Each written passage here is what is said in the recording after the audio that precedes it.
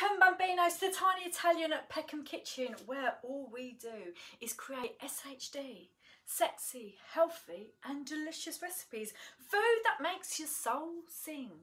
Plus kitchen secrets and cooking tips where not only I explain to you how we make a recipe, but why we do certain things. It's all about helping to build your confidence and build up your sauce. I'm a massive believer that cooking is a great way to pamper yourself. Eat food that you love, food that makes you happy. And today I'm going to show you a recipe that will definitely make your soul sing. Today's recipe, we're going to be making a creamy potato and courgette parmigiana. Now, I think many of you are very familiar with the traditional one here in the UK, which is the aubergine and the tomato. But did you know, here you go, here's a little Italian food fact for you. Did you know that parmigiana means basically coated in parmigiana, which we better know as parmesan? That means you don't just have to make it with aubergine or make it with tomato. You could just make it with whatever you want, layers with whatever you want, but as long as it's got loads of parmesan in there, that's what makes it a parmigiana. So we're going to be making it a little bit different. We're going to be making it with potato and courgette, and it's going to be absolutely gorgeous. It's a very easy recipe, and I'm not just saying that, it truly is super easy. Handful of ingredients. Probably will take you no more than half an hour to prepare for it and get it ready in your dish, and then you need about an hour in the oven, but it's totally worth the wait. If you like this video, make sure you give it a like, and also if you don't want to miss any of these sexy, healthy, delicious recipes in the future, make sure you subscribe. It's as easy as that. The first thing we've got to do is prepare our veg. First, we're going to peel our potatoes. So I'm using a Cyprus potato. It's an all good rounder. It's waxy. You can mash, boil, chip it, whatever you want. And these are in season at the moment, and you can get these from most greengrocers, or if you live in London, Turkish supermarkets have loads of these. But if you can't get hold of a Cyprus potato, Maris Piper is just as good. Now, what we want to do with these potatoes, we want to slice them really thin, about 2 millimeters. Now, the easiest way to do it is if you do it with a mandolin. They can be a little bit on the dangerous side. You don't want to cut off a finger, but these really do the job. So I'm going to cut it in half first. So we're going to use this thing. It helps prevent your fingers from getting it anywhere near the blade, and then we're just going to slice our potato. Look at that. That is exactly the thickness that we want. When you finish slicing your potatoes, put them in a bowl. I'm going to now top them up with water so they're all covered. Season it with good few pinches of salt. By putting it in the water, it will prevent the potatoes from darkening. And by seasoning the water with salt, it gives it time to season the potato beautifully for our parmigiana later. Now we're going to do the same with our courgette. Just make sure, just give them a good wash. We're not going to peel them. I want to see that nice dark green around the courgette to give this dish just a little bit more of colour. And I've just given them a good wash, and I'm just trimming off the ends. And then I'm going to do the same thing again. I'm going to slice it in half. Now that we have prepped our vegetables, the next thing we need to do is make our creamy sauce, which is a bechamel. Now, a bechamel is a flour-based white sauce, and they're very simple and easy to make. And if you can crack this, you can make so many other beautiful creamy sauces throughout the cooking.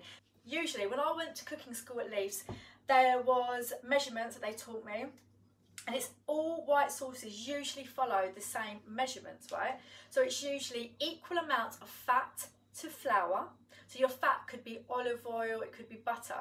And then you always use 10 times as much liquid to either the flour or the milk. So for example, right, if you're using 50 grams of butter to 50 grams of flour, you're going to be using 500 mils of milk. Or hot liquid, it could be stock, right? Really easy, you can't really forget that really, can ya? Can ya? Can you forget it? But if you find a little bit thick, sometimes I like to add a little bit more liquid to loosen it up, depending what my recipe requires. In this one, I am actually going to put a little bit more liquid, equal parts flour, equal parts butter, and then 10 times as much liquid. It's as easy as that. One of the first tips when you're making a white sauce, bechamel or velouté or anything like that is to always make sure your liquid is hot. You can add cold liquid to your sauce, but it just takes a lot longer. So I always heat up my liquid. For bechamel, we are using whole milk, nice and creamy. Right, so I'm actually going to be making, my measurements are going to be 50 grams of flour, 50 grams of butter, and then I've got 600 mils of whole milk. So I'm just going to put it in my pan.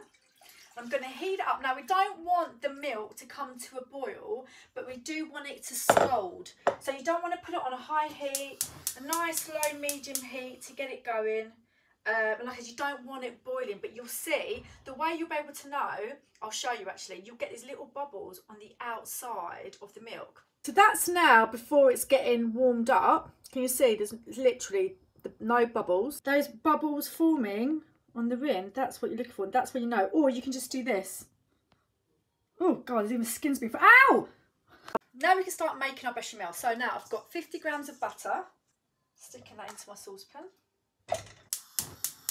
Right, you want your flame not to be too high. There's no need to wash anything. Just literally going to put it on a nice, like, low medium flame. Let that butter melt. So as soon as our butter has melted, we add our flour. 50 grams of flour. Now, I'm going to mix it together until you create like a paste. Can you see? That is called a roux. Now, you can probably see what I'm using. I'm not using a wooden spoon or a spatula. I'm using a sauce whisk. I swear by these. When making a sauce, like a creamy sauce, these really help get out all those flour lumps. So you need to cook this like so on a low heat.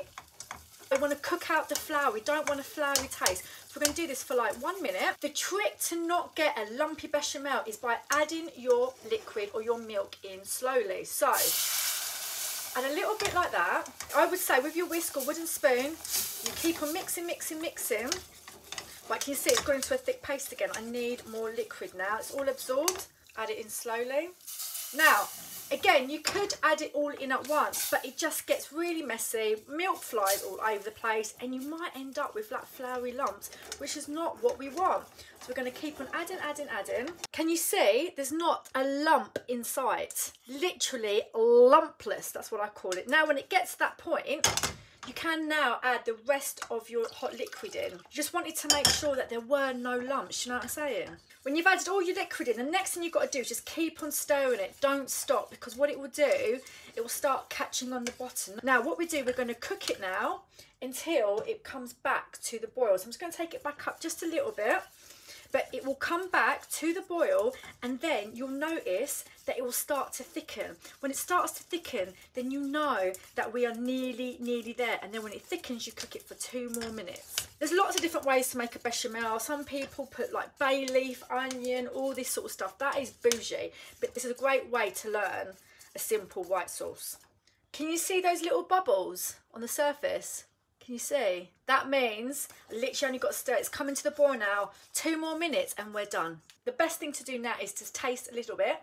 What we're looking for, we just don't want that floury taste. Otherwise, you've got to keep on stirring. I don't have floury taste, so now what I'm going to do, I've taken it off the heat. I'm going to season it with a pinch of salt, a little bit of black pepper. If you like nutmeg, you can literally add a tiny little pinch. That is your bechamel done. Now, again, taste it. Ooh, that is good. So the other ingredients we now need is grated parmesan and chopped up mozzarella. Now, we're not going to butter it because this has got a little bit of dairy, which means it will release fat so it won't get stuck. So the first thing we need to do, we're going to do a layer of courgettes first. Next, we're going to season it with salt because we haven't seasoned these vegetables yet. So a nice season of salt. Now you're going to add parmesan, which is what makes it a parmigiana. Be generous. Now add a few chunks of mozzarella. And then it's going to pour about 100 mils of your bechamel. Like that, just like that over. It doesn't have to be perfect. There we go. Just with your spatula, do it a little bit like that, but it will kind of all spread out while it's cooking anyway, do you know what I mean? We're going to repeat it with the potato. Little pinch of salt just to season it.